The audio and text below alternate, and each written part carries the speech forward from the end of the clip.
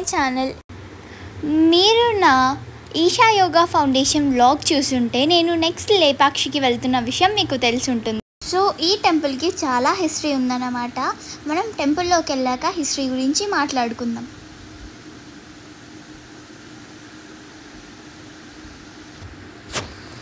ఇది జటాయు పార్క్. నేను టెంపుల్ నుంచి బయటకు వచ్చాక చూద్దాం అనుకున్నా, కానీ ఇంకా నెక్స్ట్ ఇంకొక ప్లేస్కి కూడా ప్లాన్ వేసుకున్నా నేను వెళ్ళాలని, పుట్టపర్తికి వెళ్ళాలని. సో టైం లేదని అలానే వచ్చేసా. ఇక్కడ కార్ పార్క్ చేసేటప్పుడు ఏమైందంటే, మేము కార్ పార్క్ చేసాము, హ్యాండ్ బ్రేక్ కిందకే ఉంది, పైకి ఎత్తలేదు. కార్ వెనకల కొంచెం లోతుగా ఉంటే దాంట్లోకి వెళ్ళిపోతూ ఉండింది, కానీ పక్కన ఉండే వాళ్ళు చూసి చెప్పారు.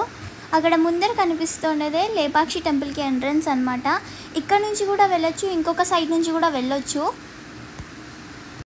ఈ టెంపుల్ని 16th సెంచరీలో అచ్యుతరాయలు అనే ఒక కింగ్ తన పీరియడ్లో కట్టించారనమాట. అలాగే ఆర్కిటెక్చర్ డిజైన్ మొత్తం ఆ అచ్యుతరాయలు అనే కింగ్ కోర్టులో ఉన్న మినిస్టర్ది. అతని పేరు విరూపన్న. ఆ విరూపన్న ఐస్ తనకు తానే పీక్కొని ఇక్కడ వేసేసారంట. 1902లో ఆ ఐస్ పీకి పడేసిన బ్లడ్ మార్క్ దగ్గర ఒక బ్రిటిష్ అధికారి వచ్చి టెస్ట్ చేశారంట. ఇంకా ఆ బ్లడ్ని కొన్ని యాసిడ్స్తో మిక్స్ చేసి అది రియల్ హ్యూమన్ బ్లడ్డా కాదా అని. చివరికి ఆ టెస్ట్లో అది రియల్ హ్యూమన్ బ్లడ్ అనే తేలింది. ఇప్పుడు నేను వెళ్ళి దేవుని దర్శనం చేసుకొని వస్తాను. మళ్ళీ ఇక్కడ ఈ టెంపుల్లో ఒక హ్యాంగింగ్ పిల్లర్ కూడా ఉంది. ఆ హ్యాంగింగ్ పిల్లర్ని నేను మళ్ళీ వచ్చి చూపిస్తాను.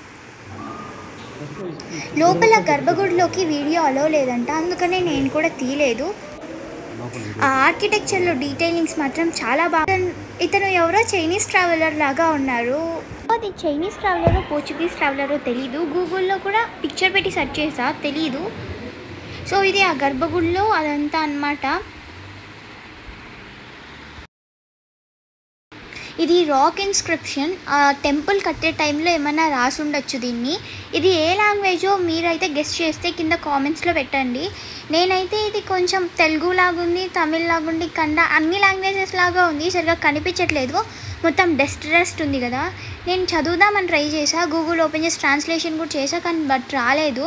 సో ఇది ఆ ఇన్స్క్రిప్షన్కి కొంచెం ముందర పోతే ఏదో రూమ్ లాగా ఉంటే ఏదన్నా దేవుడు ఉంటాడేమోనని వెళ్ళి చూసా, బట్ ఫుల్ ఖాళీగా ఉంది. ఇది దేనికోసం పెట్టుంటారో మరి. అండ్ ఇక్కడ టెంపుల్లో కొద్దిగా ప్లాస్టిక్ ఉంది. దయచేసి మీరు టెంపుల్స్కి వచ్చినప్పుడు ప్లాస్టిక్ తీసుకొచ్చినా అటు ఇటు పడేయకండి, ఎందుకంటే మన టెంపుల్స్ని మనమే కాపాడుకోవాలి. నేను వీడియో స్టార్టింగ్లో చెప్పాను కదా, విరూపన్న ఐస్ పెరికేసి వేశారని. అది ఈ సరౌండింగ్స్లోనే ఎక్కడో అంట. అండ్ ఇది మండపం, అది సగం లోనే ఆగిపోయింది. ఇది వినాయకుడి విగ్రహం. ఈ గుడిని స్టార్ట్ చేసింది దాన్ని చెక్కే అంట. ఇక్కడైతే ఆర్కిటెక్చర్ మాత్రం సూపర్గా ఉంది. ఎక్కడ చూసినా రాక్ ఇన్స్క్రిప్షన్స్, ఎక్కడ చూసినా రాక్ కార్వింగ్స్. ఈ విగ్రహం కనిపిస్తుంది కదా, ఈ విగ్రహాన్ని చెక్కింది వచ్చేసి జక్కన్న హంపన్న. ఆ ఇద్దరు బ్రదర్స్ వాళ్ళమ్మతో కలిసి ఉండేవాళ్ళంట. ఒకరోజు ఫెస్టివల్ రోజు వాళ్ళకి ఆకలేస్తుంటే వాళ్ళమ్మని భోజనం అయిందా అని అడిగారంట. ఈరోజు కొంచెం లేట్గా అవుతుంది అని వాళ్ళమ్మ చెప్పి ఈ రూమ్లోకి వెళ్ళి వంట చేస్తూ ఉన్నిందంట. ఆ టైం వేస్ట్ చేయడం ఎందుకని వీళ్ళు ఆ 20-30 మినిట్స్లోనే దాన్ని చెక్కేశారంట. వాళ్ళమ్మ బయటకు వచ్చి చూసేసరికి షాక్ అయ్యి దిష్టి పెట్టింది. ఆ దిష్టికి ఏమైందంటే ఆ విగ్రహం కొంచెం క్రాక్ వచ్చింది. సో అందుకని దీనికి పూజలు జరగవు. ఇంతవరకు వచ్చారంటే వీడియో నచ్చే ఉంటుంది. ప్లీజ్ లైక్ చేయండి. ఈ టెంపుల్లో ఉన్న ఈ పెయింటింగ్ 3D పెయింటింగ్. అక్కడ మధ్యలో ఉన్న కృష్ణుడి బొమ్మ ఎక్కడి నుంచి చూసినా ఒకేలాగా కనిపిస్తుందంట.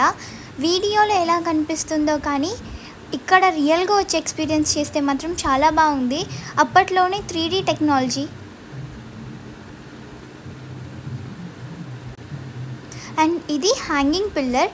ఆ హ్యాంగింగ్ పిల్లర్ 3 సైడ్స్ గాల్లో ఉంటుంది, 1 సైడ్ మాత్రమే నేలపైన ఉంటుందంట. మనం లూడో అవన్నీ ఆడుకునే వాళ్ళం కదా, ఆ కాలంలో వాళ్ళు ఇలా ఆడుకునే వాళ్ళు. దీన్ని పులి మేక అంటారంట. అక్కడుండే గైడ్ ఆ హ్యాంగింగ్ పిల్లర్ కింద ఉండే గ్యాప్ చూడండి. నేను ఇంకా కొంచెం క్లారిటీగా తీద్దాం అనుకున్నా కానీ అవ్వలేదు. అక్కడుండే గ్యాప్లో చున్నీలు క్లాత్సే అనుకున్నా, నా ఫింగర్స్ కూడా దూరేస్తున్నాయి.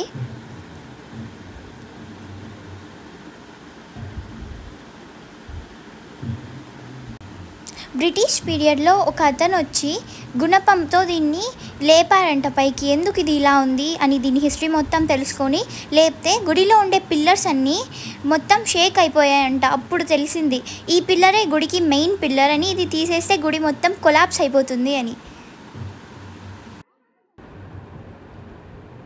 ఈ పిల్లర్స్ అన్నీ కొంచెం స్లైట్గా వంగినట్టు కనిపిస్తున్నాయి కదా ఈ పిల్లర్స్ అన్నీ.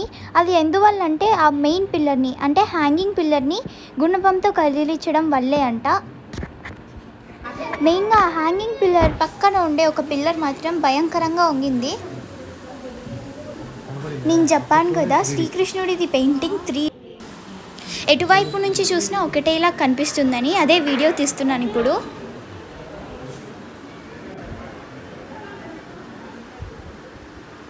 ఇదన్నమాట. నేను నా ఫింగర్స్ దూడినా కూడా నేను నమ్మకుండా ఒక చున్నీ తీసుకొని ట్రై చేశాను.